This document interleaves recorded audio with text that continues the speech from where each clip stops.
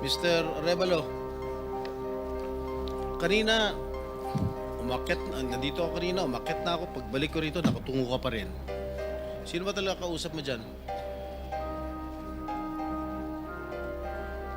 Sumay mic. Wala po, Your Honor. Meron ka ba abogado? Yes po, Your Honor. Ikaw ang may-ari ng Wawaw. Opo, Correct? Your Honor. Ano ba yan? Sole proprietorship, partnership, or corporation? Sold po, Your Honor. Sole, ikaw lang. Magkano paid up capital? Magkano capital mo dyan? Nung una po is 9 million po, 2017. 9 million. 2017 po nag-start po kami. 2017 17 po. up to now. Hindi po. Sole proprietor pa rin hanggang ngayon. Apo. Okay. Paano ka naka-garner with 9 million as your capital? Paano ka nakakuha ng malalaking proyekto sa DPWH? Nag-start lang po kami nung 2019 po na may nagka-project po. 2019? Apo. Sino kausap mo? Wala po, Your Honor. Wala po. Wala kang kausap. Wala po. Okay. Involved ka sa Ghost Project? Your Honor, I invoke my right to self-incrimination, Your Honor. Ano nga? Pakiulit. I invoke my right for self-incrimination, Your Honor. What?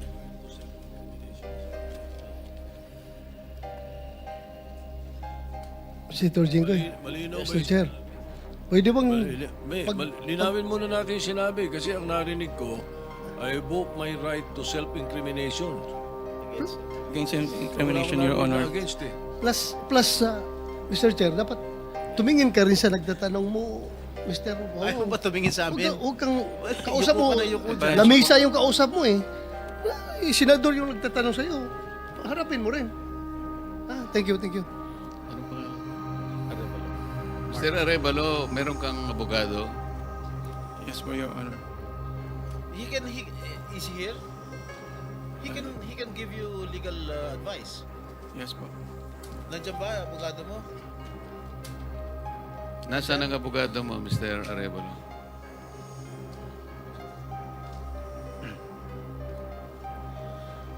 Nasa likod ko po, Your Honor.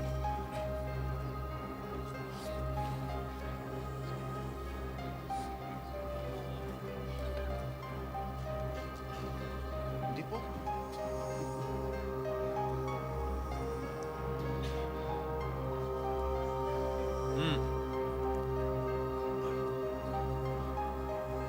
Oh, answer. So may in-advisean ka na ng abogado mo, ha? Mr. Arevalo, Are you involved in any ghost projects? Your Honor, I invoke my right against self-incrimination, Your Honor. Ilan taon ka na? 37 po, Your Honor. 37. Wow, bata ah. Bago ka pumasok sa mga kontrata sa gobyerno, ano trabaho mo dati? May mga, may nasa construction company po ng kamag-anak po. Kamag-anak mo? Gaano kalapit yung kamag-anak mo? Tatay mo ba yan? O pinsan? Tsuhin? Mga kamag-anak lang po, tita po. Kaya nga, sino ang kamag-anak? Kung namin kamag-anak. Tita po. Ha? Mga tita po. Tita mo? Nasa construction business? Opo. Tinuruan ka? Naglayasan po.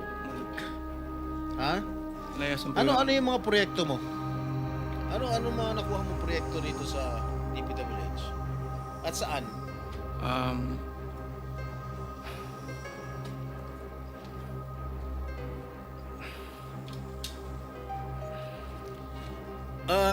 Mr. Arevalo, alam mo, malamig na malamig ulo ko ngayon ha. Pero pag ikaw, tumingin ka ng tingin na sa cellphone mo, hindi ko alam kung ano binabasa mo dyan, humarap ka sa amin. Yes po, Your Honor. Ikaw may-ari nito, di ba? Yes po, O Your di Honor. dapat alam mo. Ano yung mga proyektong na-awardan sa inyo ng DPWH at saan-saan? Ano po, Your Honor? Hindi ko po na alam po yung exact number po. Gusto mo ako magbigay sa'yo? Kung saan-saan yung mga project mo? Gusto mo ako magsabi sa'yo? Come on.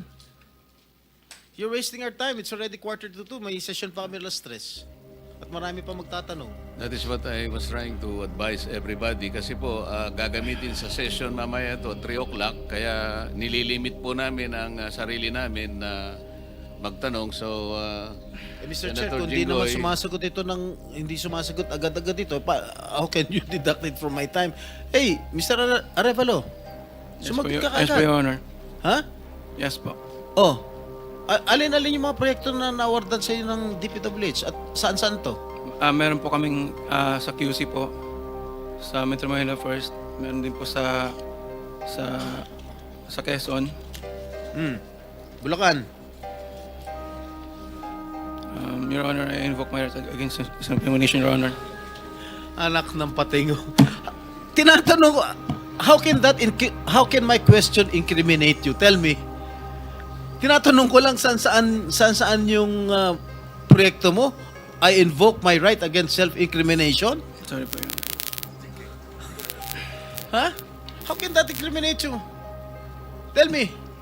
Pinapainit ng ulo namin dito eh. may incriminate siya kasi nga, hindi niya may tuturo ko siya dahil ghost project siguro. Oh, Dahil po may mga usapin na na may mga allegation po na mayroon nga pong anomalya. Kung magsasalita po ako, pwede po magamit laban sa akin. oo nga. Simple lang naman. Wala na ako tinatanong sa'yo kung ano. Tinatanong ko lang, saan itong mga proyektong na-awardan sa'yo ng DPWH. Ang dami mong binanggit na probinsya. Quezon. Ano pa? Ano pang binanggit niya? QC. Karamihan ito, Bulacan eh. Ba't di mo mabanggit ang Bulacan? Ha? Meron ka pa nga San Juan eh. Hindi mo binabanggit eh. Ha? Metro Manila First po yun, Your Ano? Honor. Sa Metro Manila First po yun, Your Honor. Metro Manila first? Yes po, San Juan po. Oh. Yun po yung pinakuha namin project 2019. Sige. Yung Bulacan, meron ba? Sagot.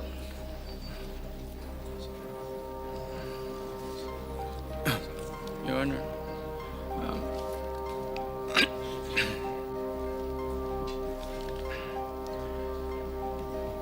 Uminom ka ng tubig.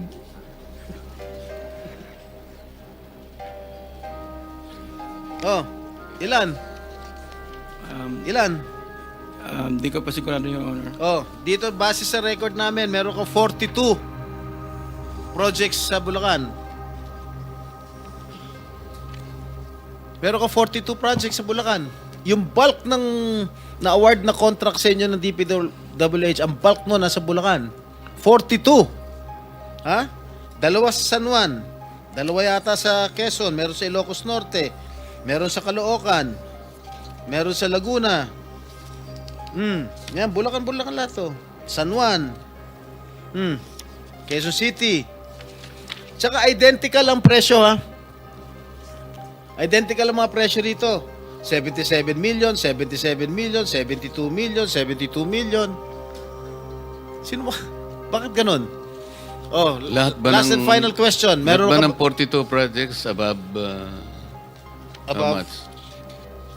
Yeah, 42 projects sa Bulacan, meron 90 million. Kaya nga, above 50? Yes, above 50 million. Lahat. So, Mr. Arevalo, kung 42 projects ito, 42 plunder cases ito eh. Kanina sinasabi namin sa inyo, kung nakikinig po kayo, makikipag-deal kami sa inyo na po pwedeng hindi na kayo ipoprosecute criminally, magturo na lang kayo.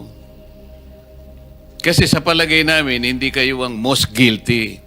Kapag nakapagturo po kayo ng mga kasangkot talaga dyan, na talaga sila naman ang talagang talamak na sa paggawa nito, anong malay ninyo? Baka imbes na criminal prosecution, wag na yon. Bayaran nyo na lang ang gobyerno, pero magturo po kayo. Para meron po tayong kapuntahan talaga. Kasi kung ganito na lang tayo ng ganito, ikutan ng kito, mapipilitan po, puro plunder. Harapin po ninyo 42 plunder cases.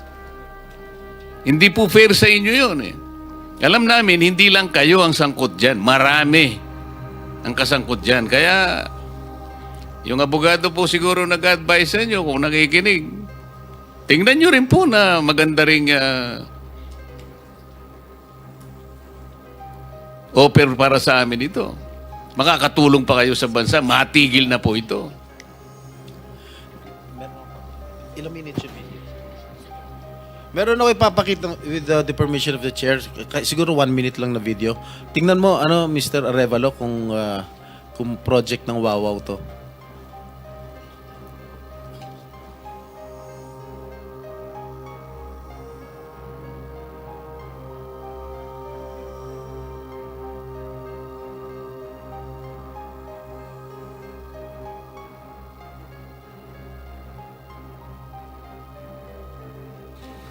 Familiar ka dito? Familiar ka, Mike? Hindi po, Your Honor. Hindi ka nga talaga magiging familiar dahil ghost nga. Tama? Yan, ang nakalagay dyan sa report, completed. Nakakubra ka na. Nabayaran ka na ng gobyerno. Pero, hindi pa completed. Tama ba, Miss Cabral? Are you aware of this? Ngayon lang po na nakita yung video, Your Honor. Na hindi kompleto, di ba? Pero bayad sila. Wala po akong nakikita. Sa Hagonoy, Bulacan. So, hindi mo alam, Mr. Arevalo. Ngayon ko lang din po Ha? nakita yung video. Ngayon ko lang din po nakita yung video, Your Honor. Oh, talaga hindi mo makikita dahil hindi mo naman alam. Kasi nga ghost. Di ba? Alam mo, nag-iisip na ako kung isa-site kita yung contempt dito eh. Huwag mo lang ako subukan, please. Okay, babalik ka kita next hearing ah. Miss Sarah. Mr. Chair, with the indulgence of the SP Pro Temp, Yes. interjection. Yes, Okay, please. provided it's very brief kasi Yes, kulang na very po brief, tayo Mr. sa Chair. panahon. Apo, very brief lang. Sabi nyo kanina, and salamat po sa SP Pro Temp at Mr. Chair. Salamat, sabi nyo kanina, Mr. Arevalo, na meron din kayong mga proyekto, ang Wawaw, sa Quezon City sa pamamagitan ng Metro Manila First. Kasama po ba yon sa dalawa lang sa 254 flood control project sa Quezon City na may koordinasyon sa LGU ayon kay Mayor Joy Belmonte? Yes po, Your Honor. Yun yun. Yun din, Ano po yun, yung sa isa po, may letter na po dun for termination po. letter for termination. Yun ba yung sa Barangay Mariblo sa Quezon City? 2 pumping stations na nagkakahalaga na 282 million pesos na magkaharap? I-check, yun po, ang di ko po masagot, i-check po namin, Your Honor. Sige po, pakipaalam nyo sa komite namin sa pamamagitan ng aming chair. Salamat Mr. Chair at SP Pro Thank Tem. you. One last question, Oh, Mr. last Chair. question. Yeah,